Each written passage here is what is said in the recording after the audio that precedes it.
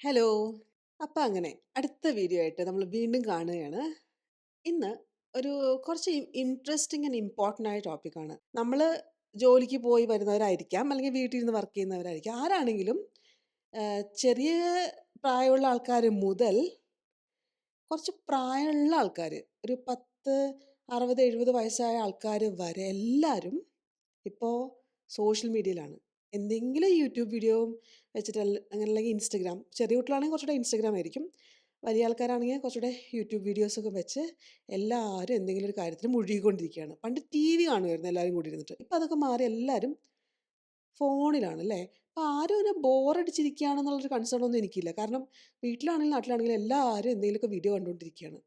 ഈ technology ഡിഫിക്കൽട്ടായിരിക്കും adapt ചെയ്യാനെന്ന് വിചാരിച്ച് പ്രായത്തിലുള്ള ആൾക്കാർ പോലും എളുപ്പം ഈ സംഭവങ്ങളൊക്കെ പഠിച്ച് യൂട്യൂബ് എങ്ങനെ എടുക്കുക, വാട്സപ്പ് എങ്ങനെ ഉപയോഗിക്കുക, ഇതൊക്കെ പഠിച്ച് ഈ സോഷ്യൽ മീഡിയയിൽ ഇങ്ങനെ മുഴുകിക്കൊണ്ടിരിക്കുക. അപ്പോൾ വാട്സാപ്പിലൂടെ കുറേ വീഡിയോസ് ഷെയർ ചെയ്തും ഫോർവേഡ് ചെയ്തൊക്കെ കിട്ടും. അപ്പോൾ അത് കാണുന്നുണ്ട്. അത് പോരാണ്ട് സ്വയം എക്സ്പ്ലോർ ചെയ്ത് കണ്ടുപിടിക്കുന്നുണ്ട്. അപ്പം നമ്മളിങ്ങനെ പോകുമ്പോൾ ബോർഡം കില്ല് ചെയ്യുക, ഭയങ്കരമായിട്ട് ഒന്നും ചെയ്യാനില്ലാണ്ട് വിഷമിച്ചിരിക്കുന്ന അവസ്ഥയിൽ എന്തെങ്കിലുമൊക്കെ കാണുക എന്നത് നല്ല കാര്യം തന്നെയാണ്. പക്ഷേ ഇതിൻ്റെ അപ്പുറത്തേക്ക് നമ്മൾ ഒന്നുകൂടെ ചിന്തിക്കേണ്ട, എസ്പെഷ്യലി യങ് ആയിട്ടുള്ള ആൾക്കാർ കുറച്ചുകൂടെ അവെയർ ആയിരിക്കേണ്ട കുറച്ച് കാര്യങ്ങളുണ്ട്. അപ്പോൾ അതുകൊണ്ടാണ് ഈ വീഡിയോ ബ്യൂട്ടിഫുൾ ബോർഡം എന്ന് ഞാൻ പേരിടാൻ തീരുമാനിച്ചത്. ബോർഡം എന്ന് പറഞ്ഞാൽ ആർക്കും പോകും, അവൾ ഭയങ്കര ബോറടിച്ചിരിക്കുകയാണ് വീട്ടിൽ, അതെപ്പോഴും നെഗറ്റീവായിട്ടുള്ളൊരു സെൻസാണ് അല്ലേ. അതൊരു കഷ്ടപ്പാടാണ്. ആരെങ്കിലും അങ്ങനെ ബോറടിച്ചിരിക്കുന്നത് അയ്യോ പാവം എന്ന് തോന്നും. പക്ഷെ ബോർഡം എന്ന് പറയുന്നത് ഇന്നത്തെ കാലത്ത് റിസർച്ചേഴ്സ് കണ്ടുപിടിക്കുന്നത്, അങ്ങനെ ഒരാൾ ബോറടിച്ചിരിക്കുന്നു പറഞ്ഞാൽ അയ്യോ പാവം എന്ന് പറയേണ്ട കേസല്ല. ആഹാ കൊള്ളാലോ, ബോറടിച്ചിരിക്കുകയാണോ, നല്ല കാര്യം, അവൻ ബോറടിച്ചിരിക്കുകയാണല്ലോ എന്ന് പറയേണ്ട ഒരു രീതിയിലേക്ക് നമ്മൾ എത്തിയിരിക്കണോ. കാലം പോയ ഓക്കെ ആരും വിചാരിച്ചിട്ടുണ്ടാവില്ലേ ബോറടിക്കുന്നത് ഇത്രയും നല്ല കാര്യമാണെന്ന് കണ്ടുപിടിക്കുന്നത്. അപ്പം എന്താണ് ഈ ബോർഡം? ഇയാൾ പറയണത് ബോർഡം എന്ന് വെച്ചാൽ നമ്മുടെ ബ്രെയിനിന് നമ്മളിപ്പോൾ ചെയ്യുന്ന പ്രവൃത്തിയിൽ ഫോക്കസ്ഡ് ആയിരിക്കാനുള്ള ആവശ്യത്തിന് സിമുലേഷൻ ഇല്ലാത്തപ്പോൾ നമ്മൾ ബ്രെയിൻ എൻ്റർ ചെയ്യുന്നൊരു സ്റ്റേറ്റാണ് ബോർഡം എന്നാണ് പറയണത്. അതിലൊരു റെസ്റ്റ്ലെസ്നെസ് ഉണ്ടാവും. നമുക്കിങ്ങനെ എന്താ ഇപ്പം ചെയ്യാന്നുള്ളൊരു ഇങ്ങനെ ഒരു പിരിപിരിപ്പ്, അല്ലെങ്കിൽ ഒരു എംപ്റ്റിനെസ് ഒക്കെ ഉണ്ടാവാൻ ചാൻസ് ഉണ്ട്. ഒന്നും ചെയ്യാനില്ലാത്തല്ല ഒരു ബുദ്ധിമുട്ട് അല്ലേ, എല്ലാം ഇങ്ങനെ എന്നുള്ളൊരു അവസ്ഥ. അതാണ് നമ്മുടെ ഒരു ചിന്താഗതിയിൽ ബോർഡം അല്ലേ. ബോർഡം എന്ന് പറയുമ്പോൾ നമ്മൾ പെട്ടെന്ന് എന്തോ ഒരു ബുദ്ധിമുട്ടെന്ന് വിചാരിക്കുന്നുണ്ടെങ്കിലും ആക്ച്വലി ഇത് ഹാംലെസ് ആയൊരു സംഭവമാണ്. ആരും ഉപദ്രവിക്കില്ല ബോർഡം എന്ന് പറയുന്ന സംഭവം കേട്ടോ. നമ്മുടെ ഒരു ചിന്താഗതിയാണ് ഇത് ബോർഡം എന്ന് പറയുമ്പോഴേക്കും അയ്യോ ഇപ്പം എല്ലാം കൂടെ സംഭവം പ്രശ്നമാണെന്ന്.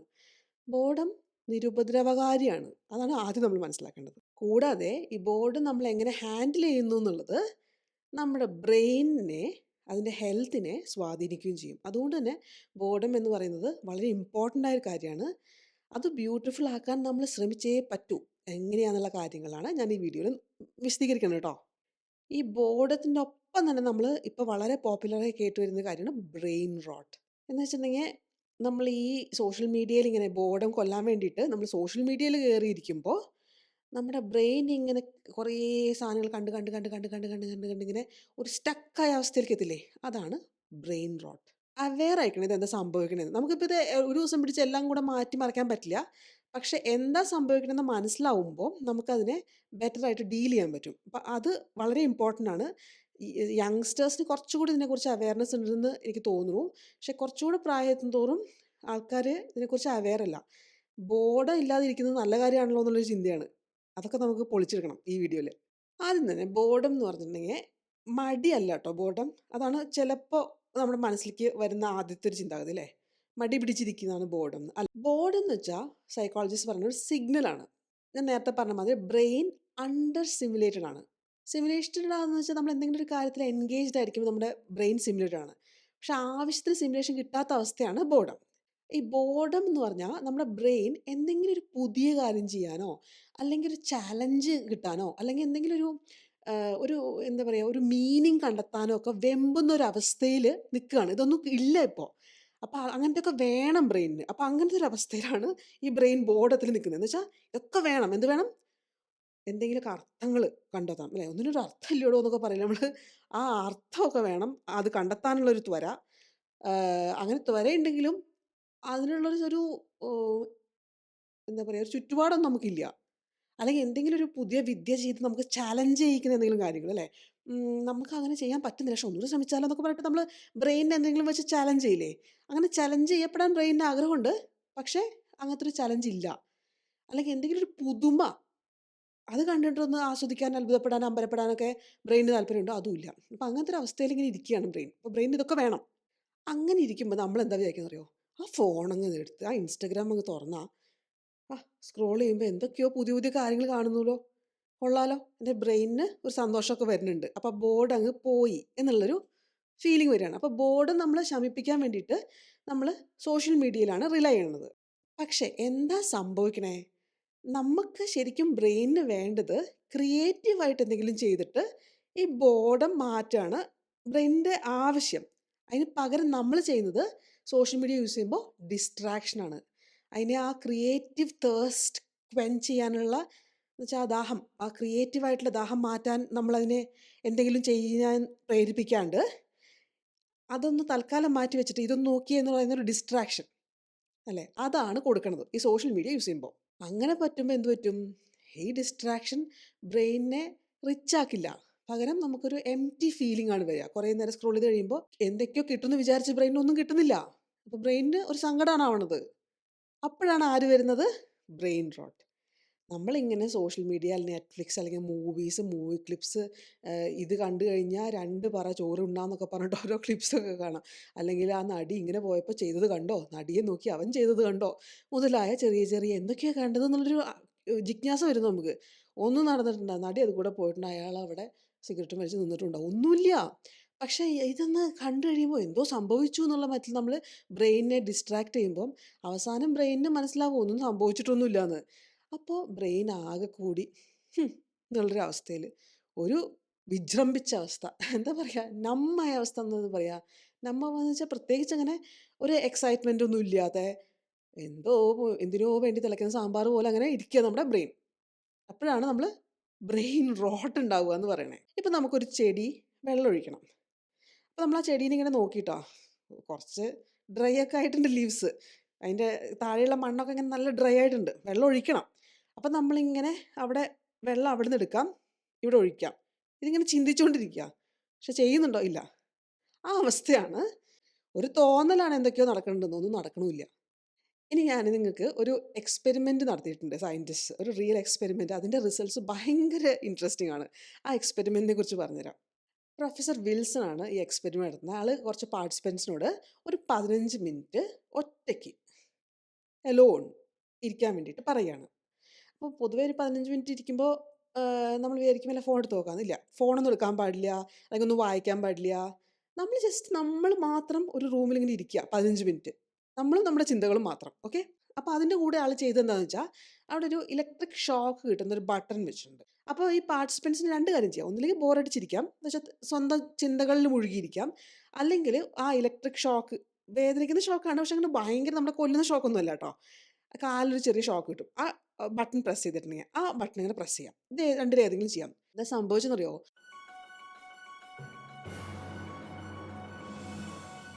ഷോക്കിന്റെ വേദന കൂടുതൽ ഇഷ്ടമാണ് വെറുതെ ഒറ്റയ്ക്കിരുന്ന് ബോറടിക്കണേക്കാളും. ആ ലെവലിലാണ് ബോർഡത്ത് നമ്മൾ കാണുന്നത്. എന്നുവെച്ചാൽ നമുക്ക് നമ്മുടെ ചിന്തകളുമായിട്ട് ഇരിക്കാൻ ഒരു മുറിയിൽ നമ്മൾ നമ്മുടെ ആലോചനകളായിട്ട് ഇരിക്കാൻ പറ്റാത്തൊരവസ്ഥയിലാണ് നമ്മൾ ഇപ്പോൾ ജീവിക്കുന്നത്. പക്ഷേ ഇതിന്റെ മറ്റേ സൈഡ് എന്താണെന്ന് അറിയോ? നമുക്ക് നമ്മുടെ ചിന്തകളുമായിട്ട് സന്തോഷപൂർവ്വം നമുക്ക് ഇരിക്കാനുള്ള ആ കഴിവ് നമ്മൾ നേടിയാൽ അത് നമ്മുടെ ക്രിയേറ്റിവിറ്റിനെയും പിന്നെ നമ്മുടെ നമ്മുടെ സ്വയം നമ്മൾ നമ്മളെ കണ്ടെത്തില്ലേ അങ്ങനത്തെ കാര്യങ്ങളൊക്കെ ചെയ്യാൻ നമ്മളെ കുറച്ചുകൂടെ ഹെൽപ്പ് ചെയ്യും. ആകെ എന്താ വേണ്ടത്? നമ്മൾ നമ്മുടെ ചിന്തയുമായി ഹാപ്പി ആയിട്ടിരിക്കാൻ പഠിക്കണം.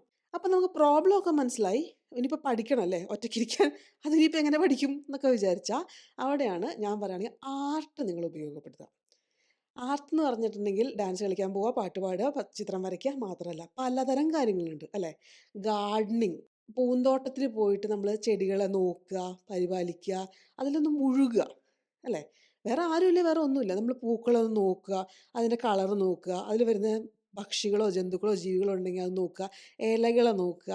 അങ്ങനെ ആ ടൈം എടുത്ത് നമ്മൾ ഓരോ ചെറിയ ചെറിയ കാര്യങ്ങൾ ഒബ്സർവ് ചെയ്യില്ലേ? അതൊക്കെ നമുക്ക് ഇതുമായിട്ട് ബന്ധപ്പെടുത്താം. ഇപ്പം നിങ്ങൾ ചിത്രം വരയ്ക്കുകയൊക്കെ ചെയ്യാൻ ഇഷ്ടമുള്ള ആൾക്കാരാണെങ്കിൽ അല്ലെങ്കിൽ സ്കൂളിലൊക്കെ ചിത്രം വരയ്ക്കുമ്പോൾ ഓർമ്മയുണ്ടോ?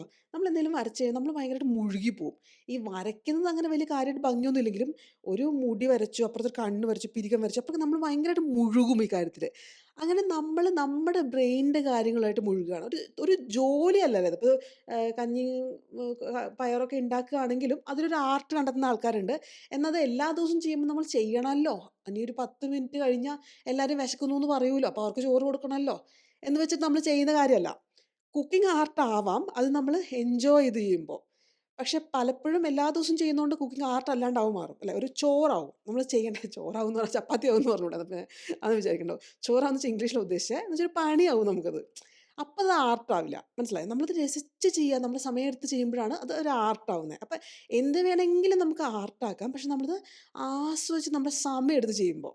അല്ലെങ്കിൽ ഒരു ഒരു കീറിയൊരു തുണി നല്ല ഒരു എന്തെങ്കിലും ഒരു ഐഡിയയിലൊന്ന് പാച്ച് ചെയ്യുന്നത് വരെ ആവാം. അതൊക്കെ ചെയ്യുമ്പോൾ നമ്മൾ നമ്മുടെ ചിന്തകളിൽ സംതൃപ്തിയോടെ ഇരിക്കാൻ വേണ്ടി പഠിക്കുകയാണ്, പരിശീലിക്കുകയാണ്. അപ്പം ആർട്ടാണ് ഈ ബോർഡത്തിനെ നമുക്ക് നല്ല രീതിയിൽ ഉപയോഗപ്പെടുത്താൻ വേണ്ടിയിട്ട് ഉപയോഗിക്കാൻ പറ്റുന്നൊരു മാർഗ്ഗം. അത് നിങ്ങൾ നിങ്ങളുടെ ഇഷ്ടമുള്ള ടൈപ്പ് ആർട്ട് കണ്ടുപിടിക്കണം. അപ്പം എനിക്ക് പെയിൻറ്റിങ് ഭയങ്കര ഇഷ്ടമാണ്. ഞാനത് ചെയ്യുമ്പോൾ ഞാനിങ്ങനെ ഫുൾ മറന്നു പോവും. എനിക്ക് ചിലപ്പോൾ ഒരു ഒരു ഒരു വരി ഇങ്ങനെ റിപ്പീറ്റഡായിട്ട് മനസ്സിലിങ്ങനെ എന്തെങ്കിലും പാട്ടിന് വരും. ആ വരി ഇങ്ങനെ പാടിക്കൊണ്ട്, പാടിക്കൊണ്ട് അറിയാണ്ട് ഇങ്ങനെ പാടിക്കൊണ്ട് ഞാൻ കുറേ ഇങ്ങനെ കാര്യങ്ങൾ ചെയ്യും. ഇത് വലിയ ഭംഗി, അതിൻ്റെ പ്രൊഡക്ടിവിറ്റി അതൊന്നും അല്ല കേട്ടോ നമ്മളോട് മാറ്റർ ചെയ്യണത്. നമ്മൾ നമ്മുടെ ബ്രെയിൻ ഹെൽത്ത്, നമ്മുടെ മൊത്തത്തിലുള്ള മെൻ്റൽ ഹെൽത്ത് അതിനെക്കുറിച്ചാണ് നമ്മളിവിടെ ഡീൽ ചെയ്ത് വരുന്നത് അവസാനം. ഈ ബ്രെയിൻ റോട്ടും ബോർഡും ഒക്കെ പറഞ്ഞിട്ട് ട്ടോ. നമ്മൾ ഈ ഡിസ്ട്രാക്ഷൻ, ഈ സോഷ്യൽ മീഡിയയുടെ ഡിസ്ട്രാക്ഷൻ വഴി നമ്മൾ ബ്രെയിനിനെ എന്താ പറയുക ചങ്ങലക്കിടുന്നത് ഒഴിവാക്കി, അല്ലെങ്കിൽ ബ്രെയിനിന് ആകെ ഒരു എന്തപ്പോൾ എന്നെ ചെയ്തെന്നുള്ളൊരു അവസ്ഥയിലേക്ക് ആയി മാറാണ്ട് ഒരു വല്ലാത്തൊരു സന്തോഷം വരും. അതിപ്പോൾ നിങ്ങൾ ഒട്ടും വരയ്ക്കാൻ അറിയില്ലെങ്കിലും ഒരു പൂച്ചെടിയോ ഒരു പൂച്ചേനെയോ ആരെങ്കിലും വരച്ചാലും നിങ്ങൾക്ക് സന്തോഷം ഉണ്ടാവും. ഒന്നല്ലെങ്കിൽ ഒന്ന് ട്രൈ ചെയ്ത് നോക്കി നോക്കൂ. അടുത്ത ദിവസം ഫോൺ എടുക്കുന്ന സമയത്ത് ജസ്റ്റ് നമ്മൾ ഒരു പേപ്പർ എടുത്തിട്ട് ഒരു പെൻസിൽ എടുത്തിട്ട് എന്തെങ്കിലും ഒന്ന് വരയ്ക്കുക. അത് എങ്ങനെയെങ്കിലും ആയിക്കോട്ടെ. അത് നമുക്ക് ഭയങ്കര ഒരു സന്തോഷം തരും. ഇനി നമ്മൾ ഈ ബോർഡ് അത് ബ്യൂട്ടിഫുൾ ബോർഡാക്കി ട്രെയിൻ ചെയ്യാൻ വേണ്ടിയിട്ട് ചെയ്യാൻ പറ്റുന്ന കുറച്ച് കാര്യങ്ങൾ പറയാം. ഞാൻ എനിക്ക് പൊതുവേ ഒരു നല്ലൊരു സമാധാനം കിട്ടുന്ന സമയം എപ്പോഴാണെന്നറിയോ? ഞാൻ ഈ ജേർണലിംഗ് ചെയ്യുമ്പോൾ. ഞാൻ ജേർണലിങ്ങിൻ്റെ വീഡിയോ ചെയ്തിട്ടുണ്ടെന്ന് അറിയാലോ? അറിയില്ലേ? എൻ്റെ ചാനൽ നോക്കിയാൽ കാണാം. എനിക്കത് ഒരു ഒരു വല്ലാത്തൊരു സുഖമാണ് രാവിലെ എഴുന്നേറ്റ് ഞാൻ രാവിലെ എഴുന്നേറ്റാ ചെയ്യാ. ചിലര് രാത്രി ഇരുന്ന് അന്നത്തെ കാര്യങ്ങൾ എഴുതി വെക്കുന്നുണ്ട്. ഞാൻ രാവിലെ എഴുന്നേറ്റ് മോനൊക്കെ എഴുന്നേൽക്കാൻ കുറച്ച് വൈകുമല്ലോ. അപ്പോൾ അതിനേക്കാളും മുമ്പ് ഞാൻ എഴുന്നേറ്റ് കാരണം അവന് കിടക്കുമ്പോൾ ഞാൻ കൂടെ വേണം. അപ്പോൾ പിന്നെ ഞാൻ നേരത്തെ കിടക്കണം. അത് കഴിഞ്ഞ് എഴുന്നേറ്റ് വരെ ഞാൻ മിക്കവാറും ഉറങ്ങിപ്പോവും. അപ്പോൾ രാവിലെ ഞാൻ എഴുന്നേൽക്കുമ്പോൾ ആദ്യം ഞാൻ ജേർണലിംഗ് ചെയ്യും. അപ്പോൾ തലേദിവസത്തെ കാര്യങ്ങളെല്ലാം ആലോചിച്ച് മെല്ലെ മെല്ലെ ആലോചിക്കും എന്തൊക്കെ നടന്നു, എങ്ങനെയൊക്കെയാണ് വേണ്ടത്, എന്തൊക്കെ പ്ലാനിങ് ഇന്നത്തെ അതൊക്കെ ആലോചിക്കും. പിന്നെ ഞാൻ എന്ത് ചെയ്യുമെന്ന് വെച്ചാൽ കുറച്ച് പതുക്കെ വൃത്തിയുള്ള കൈയക്ഷരത്തിൽ എഴുതാൻ ശ്രമിക്കും. അതൊരു ഒരു മെഡിറ്റേറ്റീവ് ആയിട്ടുള്ളൊരു മൂഡാട്ടോ. ഞാനൊരു ഇങ്ക് പെൻ വാങ്ങിച്ചിട്ടുണ്ട്. ആ ഇങ്ക് പെന്നിൽ ഓരോ അക്ഷരങ്ങൾ എ, ബി എന്നൊക്കെയുള്ള അക്ഷരങ്ങൾ നല്ല വടിവൊത്ത് സമയമെടുത്ത് എഴുതുമ്പോൾ ഒരു വല്ലാത്തൊരു സന്തോഷാ. അപ്പോൾ അത് ഇത്തിരി സമയമെടുക്കും. പക്ഷെ രാവിലെ തന്നെ നേരെ പോയി ഇൻസ്റ്റാഗ്രാം സ്ക്രോൾ ചെയ്ത് വാട്സാപ്പിൽ മെസ്സേജുകൾ ആരൊക്കെ അയച്ചു, എത്ര പേര് അയച്ചു, ഇന്നലെ രാത്രി അയച്ച് ലാസ്റ്റ് മെസ്സേജ് ഏതാണെന്നൊക്കെ നോക്കുന്നതിന് പകരം നമ്മൾ ഇങ്ങനത്തെ ഒരു പരിപാടി ചെയ്യുമ്പം നമ്മൾ ആ ബ്രെയിനിനെ ആ ദിവസത്തെ ഒരു നല്ലൊരു ദിവസം ഉണ്ടാക്കാൻ വേണ്ടിയിട്ട് ഒരു എന്താ പറയുക പാകപ്പെടുത്തി എടുക്കുകയാണ് രാവിലെ തന്നെ. അപ്പോൾ അത് നിങ്ങൾക്കൊക്കെ ചെയ്യാൻ പറ്റുന്ന സംഭവമാണ്. ജേർണലിംഗ് എന്ന് പറഞ്ഞാൽ ജനുവരി 1-ന് തുടങ്ങേണ്ട കാര്യമൊന്നുമില്ല. ഞാൻ ഇടയ്ക്ക് പറയാറുണ്ട്. ഞാൻ കഴിഞ്ഞ ദിവസം ഇങ്ങനെ ആലോചിക്കുകയായിരുന്നു. ജനുവരി 1-ന് നമ്മൾ എല്ലാവരും ന്യൂ ഇയർ അല്ലേ? നിങ്ങൾക്ക് അങ്ങനെ ന്യൂ ഇയർ മിസ്സായി പോയിന്ന് വെച്ചോ. എന്നുവെച്ചാൽ ഒന്നും അങ്ങനെ പ്ലാനൊന്നും ചെയ്തില്ല. അതങ്ങനെ ന്യൂ ഇയർ ഒരു ദിവസം ആഘോഷിച്ചങ്ങ് പോയി. അങ്ങനെ വെച്ചാൽ നിങ്ങൾ നിങ്ങളുടേതായ ഒരു ന്യൂ ഇയർ അങ്ങ് ഉണ്ടാക്കിക്കോ. ഞാൻ അങ്ങനെ വിചാരിക്കാറുണ്ട്. ഇപ്പം നമ്മളിപ്പോൾ ബാക്കി എല്ലാവരും ന്യൂ ഇയർ ഫോളോ ചെയ്യുന്നത് എന്തിനാ? ഗ്രിഗോറിയൻ കലണ്ടറോ അങ്ങനെ എന്തല്ലേ നമ്മൾ ഫോളോ ചെയ്യണേ? അതിനപ്പോൾ നമ്മൾ അങ്ങനെ ചെയ്യണേ? എൻ്റെ ന്യൂ ഇയർ ഇന്നൊരു ദിവസമാണ് സ്റ്റാർട്ട് ചെയ്യുന്നത് വെച്ചാൽ ഇന്ന് മുതൽ അല്ലെങ്കിൽ നാളെ മുതൽ നിങ്ങളുടെ ന്യൂ ഇയർ അങ്ങ് സ്റ്റാർട്ട് ചെയ്യും. അപ്പോൾ നിങ്ങൾക്ക് ജീവിതത്തിലേക്ക് എല്ലാവരും അവരെ കോമൺ ന്യൂ ഇയർ ആഘോഷിക്കുമ്പോൾ നിങ്ങൾക്ക് ആഘോഷിക്കാം. അതുമാത്രമല്ല നിങ്ങൾക്ക് നിങ്ങളുടേതായ ന്യൂ ഇയറും ആഘോഷിക്കാം. അല്ലേ? അതും വെള്ളമടിച്ച് ആഘോഷിക്കണ്ട. അതെങ്കിലും കുറച്ച് വൃത്തിക്ക് ആഘോഷിക്കണം കേട്ടോ.